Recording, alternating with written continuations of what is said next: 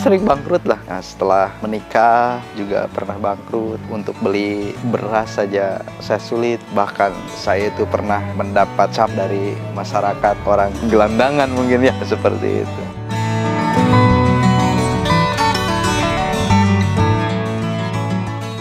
Kalau itu saya tidak bisa menjelaskan, tetapi kita mampu membiayai operasional kita yang besar. Untuk karyawan kita gajian itu 60 juta, sampai 65 juta lah operasional kita, teruskan perawatan dan lain-lain sebagainya. Pelanggan kita setiap harinya kalau di high season itu kan kita bisa sampai 700-800 pelanggan.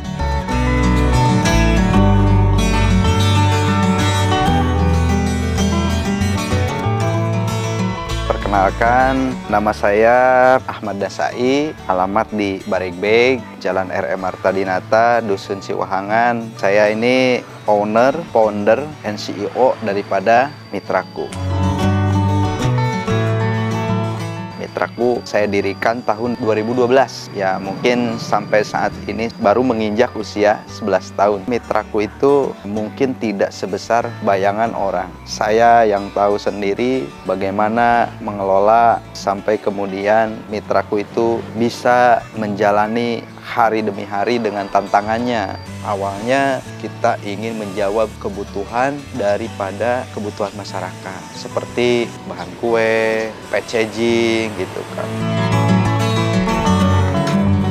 Waktu sebelum saya buka perusahaan di Ciamis itu sulit sekali mendapati packing makanan yang sesuai seperti yang diinginkan. Jadi hadirnya kaum milenial terjun ke usaha kuliner otomatis berbeda dengan orang-orang tua kita dalam mengemas makanan. Kalau dulu kan cukup pakai daun, cukup pakai kresek gitu kan. Kalau anak-anak sekarang kan packagingnya harus semenarik mungkin gitu kan. Kesadaran mereka tentang mengemas makanan dengan kemasan yang menarik mendorong para produsen-produsen packaging untuk membuat satu packaging yang seperti pasar inginkan. Pelanggan-pelanggan saya juga 60% generasi baru. Jadi mereka yang memulai usaha seperti kafe-kafe kan, itu kan generasi baru kan. Hampir ya 90% mungkin ke Mitraku gitu. Sisanya mereka beli di tempat lain atau dikirim sama perusahaan lain. Nah, kebetulan juga pas saya dirikan Mitraku tuh tahu bulat sedang naik. Otomatis pesanan ke kita juga luar biasa itu kan. Banyak pesanan-pesanan dari kemasannya, dari bahannya, gitu. Sisanya ada semua di sini. Otomatis lah Mitraku itu kemajuannya kan cepat. Apalagi yang retail tuh banyak. Jadi setiap hari orang datang terus ke kita. Bahkan pelanggan kita setiap harinya kalau di high season itu kan kita bisa sampai 700-800 pelanggan. Kalau ngantri itu sampai ke sana. Nah, bagaimana kemudian saya berpikir bahwa keberlimpahan ini harus dikelola dengan baik. Jadi nanti kalau sudah dikelola dengan baik, kita berhasil mengelolanya. Nah, baru kita munculkan inovasi baru. Apa sih yang belum ada wilayah kita hadirkan seperti itu.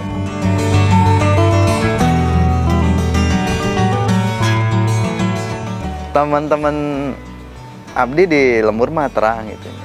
Mulai dagang kaulinan, itu mulai dagang baheula mah keur leutik mah dagang mercon kan, SD dagang kaleci, dagang naon we kitunya, sampai ngalaan bogo kan disolokan terus dijualan kan gitu. Segala macam. Kadang saya mah lamun keur istirahat ke SD lebih banyak berinteraksi jeung tukang jualan, jeung tukang dagang. Jadi merasa betah komunikasi dengan mereka.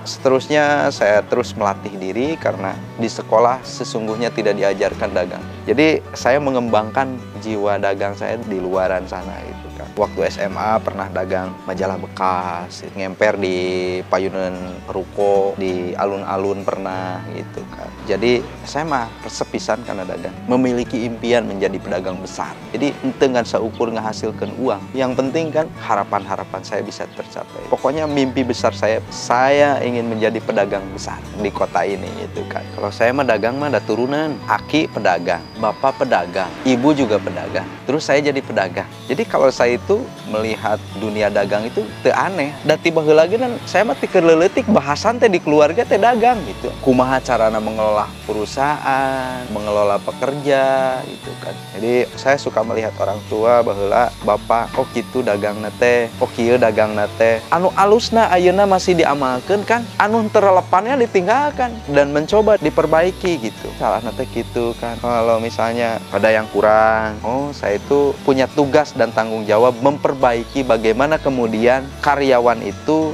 dijadikan bagian daripada perjuangan. Karyawan juga sama. Perbedaannya cuma di tugas saja mungkin dan wewenang itu. Hanya bagi-bagi tugas gitu. Pada intinya sama, dunungan-dunungan gitulah. Itu sama.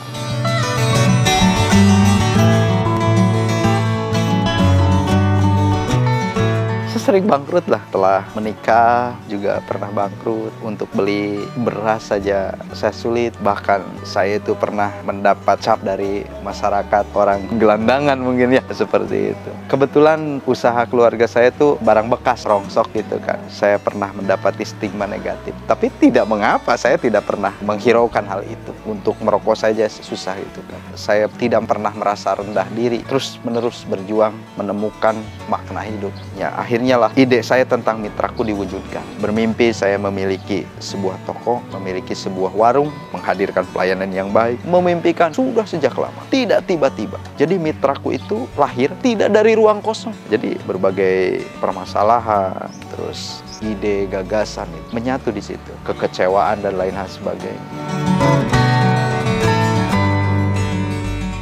Jadi kerugian tuh banyak. Jadi per bulan itu ya mungkin berapa juta, adalah ya mungkin nilainya jutaan lah, 1 juta, 3 juta, sampai 5 juta per bulan. Ada barang hilang, ada barang salah transaksi kan. Belinya 3 picis, dikasih 3 bal. Ruginya berapa? Teh, abdi mah meser ngan 3 PCS. Nah, ayo dikirim 3 bal. Coba lamun pelangganan teu ngitung deui. Kan kalau saya mah percaya pelanggan mah jujurnya, saya yakin. Tapi kadang-kadang kan pelanggan kita juga henteu ngitung wae gitu kan. Sok we tuna di dinya, besoknya langsung henteu disamikeun deui jeung nota. Mendingan lamun misalna dicek deui nota kan gitu. Aya kurang, aya lebih kan gitu. Tapi kita berhasil dalam meminimalisir kerugian. Jadi menurunkan angka kerugian. Itu terutama di bagian penanganan. Kalau kadaluarsanya 6 bulan lagi, kita selalu wanti-wanti dan kita selalu bilang ke supplier, ini udah 6 bulan lagi minta ditarik. Kalau barang rusak, kita buang. Nah, kalau tidak bisa diretur, 6 bulan lagi sudah dipromosikan. Kan kalau promosi itu tidak masuk ke kerugian, tapi promosi itu bagian dari pelayanan atau bagian daripada apresiasi ke pelanggan. Seperti itu. Jadi pelanggan semakin diapresiasi, mungkin semakin loyal. Alhamdulillah kemarin kita berhasil sampai diturunkan angka kerugiannya sampai 800.000 untuk bulan ini. Tapi alhamdulillah bisa ketutup itu sama keuntungan.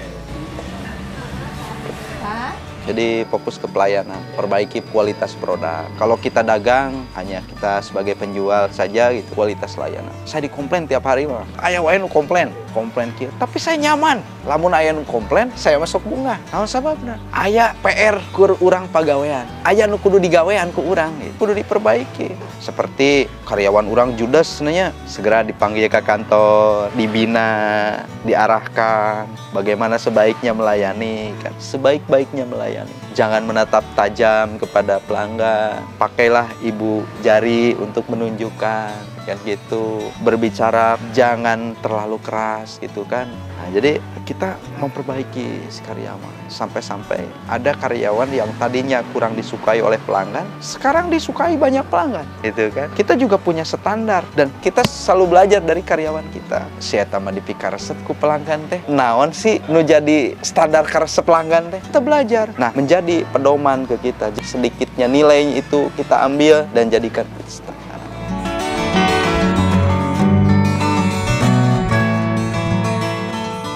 Rencananya jadi kita akan mengembangkan agar masyarakat bebaring akses nate gitu kan. Jadi di dia aya teu tebih-tebih teuing gitu. Majenang ada, Banjar ada. Udah itu aja paling luar kotanya. Itu Majalengka, Cikijing berarti.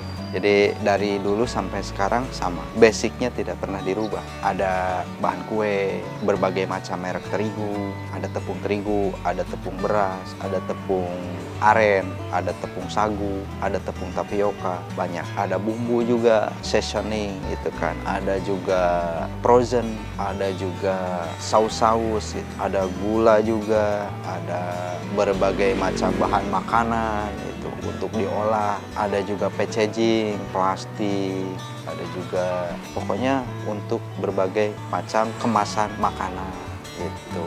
Kita tidak berani menyebut yang terbesar, terlengkap, termurah, apalagi di belakangnya terpercaya. Saya nggak berani. Kita hanya sedang berproses menuju itu. Selalu saja bilang sedang berproses menuju itu. Jadi saya menghadirkan sesuatu yang memang belum ada.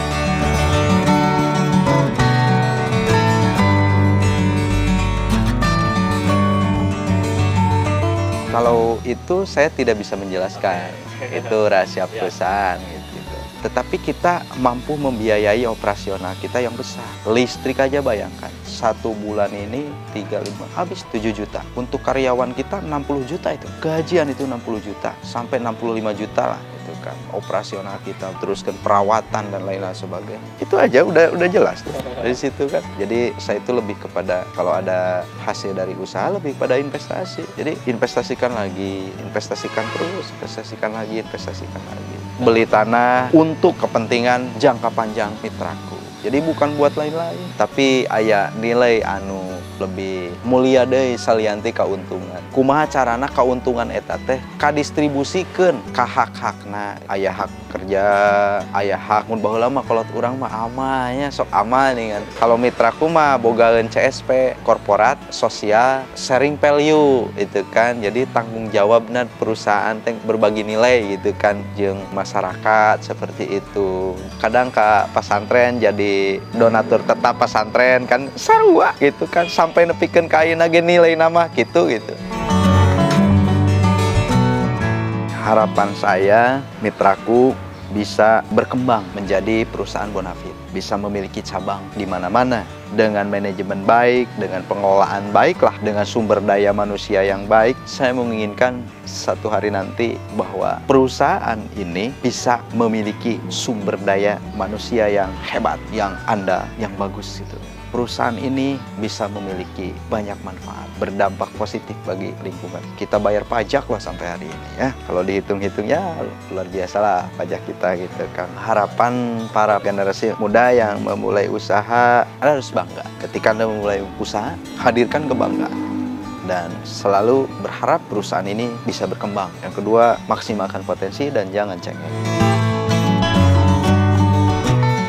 Jadi kunci keberhasilan saya selama ini untuk mendorong organisasi mitraku sampai bisa mengelola perdagangannya adalah fokus. Nah, memiliki fokus terhadap pekerjaan yang kita geluti seperti itu. Jadi dengan fokus, insya Allah kita bisa menjalankan perusahaan kita seperti itu. Kalau tidak fokus ya mungkin bercabang ya kan pikiran. Prinsip hidup ya. Jadi selama saya tidak merugikan orang dan sebisa mungkin saya ingin bermanfaat bagi banyak orang. Dan juga kehadiran saya dimanapun saya ingin memberikan dampak positif bagi sekitarnya gitu. Terus saya tidak memiliki banyak prestasi dan lain hal sebagainya. Tapi saya ingin mewujudkan harapan saya sebagai pedagang besar yang memiliki nilai untuk diwariskan kepada generasi. Bukan hanya pada turunan, tapi bagi semua orang. Orang bisa mengakses mitraku bukan hanya dunia perdagangan, tapi bagaimana kemudian mitraku bisa membangun satu misalnya baking school itu kan, baking center. Jadi bisa mengakses ilmunya seperti itu. Perkenalkan, saya Ahmad Nasai, CEO daripada perusahaan Mitraku Food Staff and Food Packaging. Terima kasih.